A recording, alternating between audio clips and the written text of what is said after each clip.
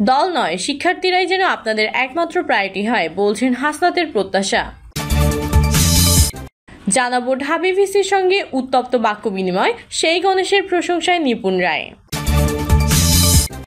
এবং সর্বশেষ জানাবো চুয়াডাঙ্গায় ট্রাক ইজি বাইক সংঘর্ষে নিহত 1, আহত 6। এতক্ষণ শুনছিলেন সংবাদ শিরোনাম, এবারে বিস্তারিত।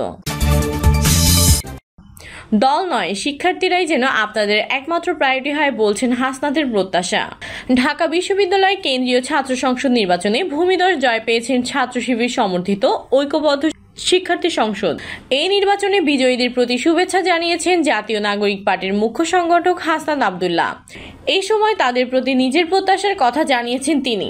ফেসবুকে দেওয়া এক পোস্টে হাসনাত আব্দুল্লাহ লিখেন, ডাকসু 2025-এর নির্বাচনে শিবির সমর্থিত ঐক্যবদ্ধ শিক্ষার্থী সংসদকে ঐতিহাসিক বিজয়ের শুভেচ্ছা জানাচ্ছি। পাশাপাশি বিজয়ী স্বতন্ত্র প্রার্থী এবং হল সংসদে বিজয়ীদের শুভেচ্ছা। আশা রাখছি আপনারা শিক্ষার্থীদের কল্যাণে বিশ্ববিদ্যালয়ের স্বার্থে এই 1 বছর কাজ করবেন, প্রতিদ্বন্দ্বী প্রার্থীদের সঙ্গে নিয়ে কাজ করবেন। তিনি লেখেন, নির্বাচিত জিএস, এজিএস সম্পাদকগণ এবং সদস্যবৃন্দের প্রতি আমার অনুরোধ, ফেসিবাদ পরবর্তী আমাদের এই বাংলাদেশের ক্যাম্পাসগুলোতে উদারতা, সহনশীলতা, ন্যায় ও ইনসাফের চর্চা অব্যাহত রাখবেন। দল নয়, শিক্ষার্থীরাই যেন আপনাদের একমাত্র প্রায়োরিটি হয়। তিনি আরো লেখেন, ঢাকা বিশ্ববিদ্যালয়ের শিক্ষার্থীদের প্রতি আমার আহ্বান, যাদের উপর দায়িত্ব আপনারা নষ্ট করেছেন তাদেরকে জবাবদিহিতার আওতায় আনবেন। দায়িত্ব তুলে দিয়ে প্রশ্ন করতে ভুলে যাবেন না। হাসান উল্লেখ করেন, নির্বাচিত ভিপি সাদিক কায়েম আমার সহপাঠী, আমার বন্ধু। সাদিকের জন্য শুভকামনা। বিশ্ববিদ্যালয়ের স্বার্থ, শিক্ষার্থীদের নিরাপত্তা, একাডেমিক নির্বিঘ্নতা নিয়ে সে আপোষহীন থাকবে বলে আমি বিশ্বাস রাখি।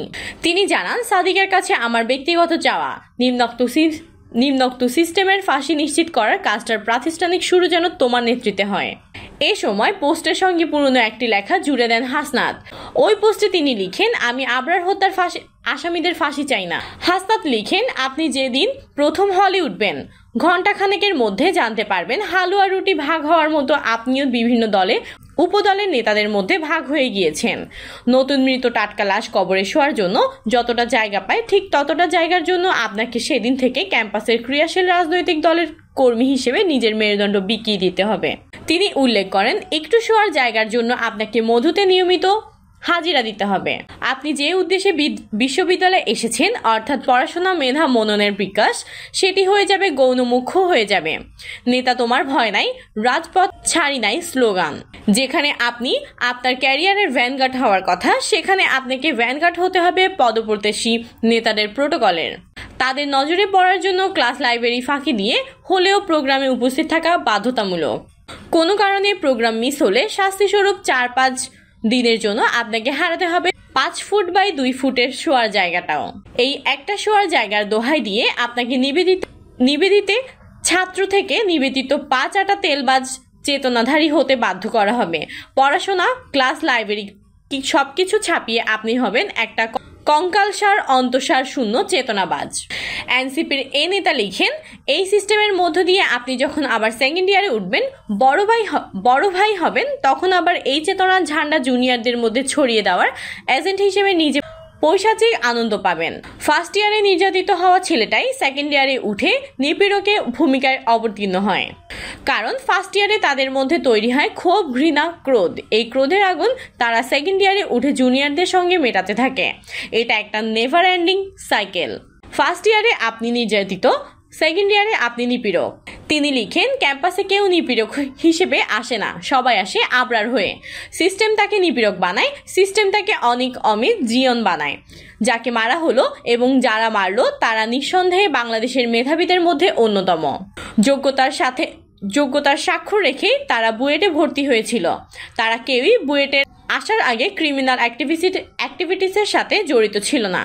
পোস্টে বলা হয়, তাহলে কি কারণে আজকে তারা মেধাবী জিয়ন অমিত অনিক থেকে দণ্ডপ্রাপ্ত খুনি জিয়ন অমিত অনিকে পরিণত হলো?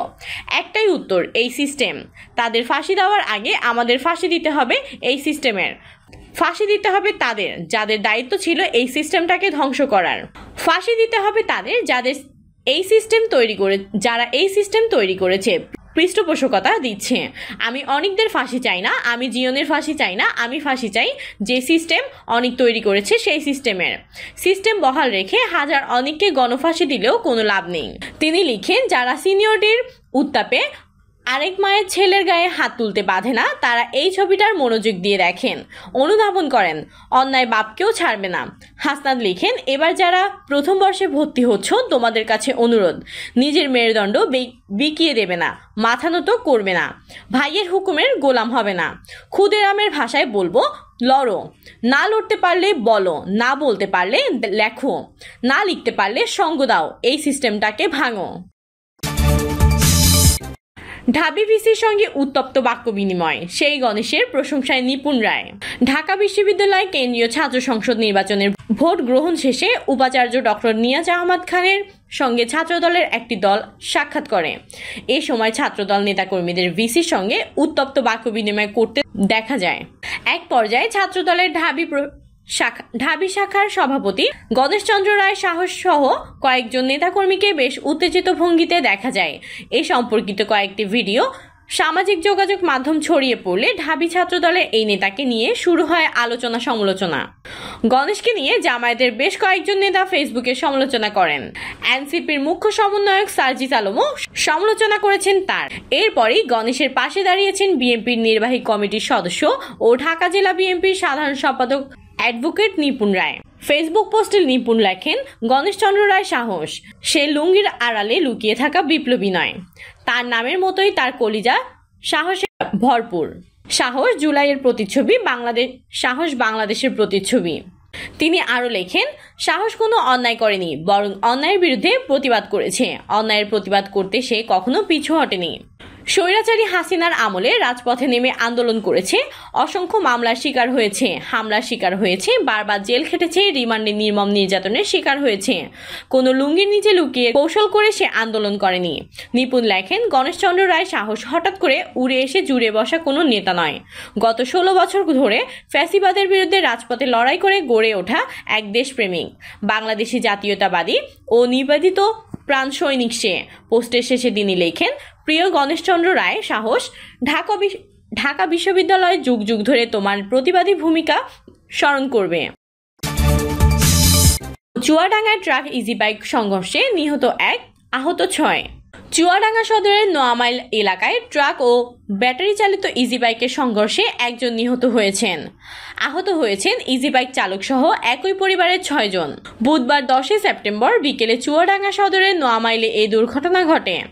নিহত ব্যক্তি হলেন শাহার আলী। তিনি সদর উপজেলা পুরাতন ভান্ডারদহ গ্রামের মৃত মনসুর আলীর ছেলে।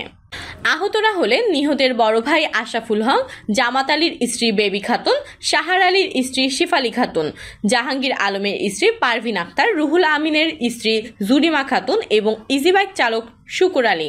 ইজিবাইক চালক ছাড়া বাকি সবাই একই পরিবারের সদস্য। আহতদের একজন জানান, আমাদের একজন স্বজন মারা গেছেন। বিকেলে একই পরিবারের 7 জন সদস্য ইজিবাইক যোগে ঝিনাইদহ জেলার সদর উপজেলার নাথকুণ্ড গ্রামে মরদেহ দেখতে যাচ্ছিলাম। 9 মাইল এলাকায় পৌঁছালে পেছন থেকে একটি ট্রাক ধাক্কা দেয়। আমরা সবাই রাস্তায় ছিটকে পড়ে যাই। ঘটনাস্থলে শাহার আলী মারা যান। আল্লাহর রহমতে আমরা বাকিরা প্রাণে বেঁচে গেছি। চুয়াডাঙ্গা ফায়ার সার্ভিস ও সিভিল ডিফেন্সের কর্মকর্তা মোহাম্মদ জাহাঙ্গীর আলম সরকার ঘটনার সত্যতা নিশ্চিত করে বলেন, খবর পেয়ে আমাদের টিম দ্রুত ঘটনাস্থলে পৌঁছে উদ্ধার কাজ চালায়। ট্রাক ইজি বাইক সংঘর্ষে ঘটনাস্থলেই একজন নিহত হয়েছেন। আহতদের সদর হাসপাতালে পাঠানো হয়েছে। সদর হাসপাতালের জরুরি বিভাগের কর্তব্যরত চিকিৎসক ডক্টর আফরিনা ইসলাম বলেন, আহতদের মধ্যে জুরিমা খাতুনের অবস্থা আশঙ্কাজনক। তাকে উন্নত চিকিৎসার জন্য রেফার করা হয়েছে। 2 জনকে সদর হাসপাতালে ভর্তি করা হয়েছে। বাকি 2 জনকে প্রাথমিক চিকিৎসা শেষে বাড়ি ফিরিয়েছেন। চুয়াডাঙ্গা সদর থানার অফিসার ইনচার্জ খালেদুর রহমান বলেন, সড়ক দুর্ঘটনার একজন মারা গেছেন বলে জেনেছি। এ বিষয়ে পরবর্তী আইনগত ব্যবস্থা গ্রহণ করা হবে। প্রিয় দর্শক, এই ছিল সর্বশেষ সংবাদ। আপডেট সব সংবাদ পেতে চ্যানেলটি সাবস্ক্রাইব করে বেল আইকনটি ক্লিক করে রাখুন। কমেন্টে আপনার মতামত জানিয়ে আমাদের সাথে থাকুন। ধন্যবাদ।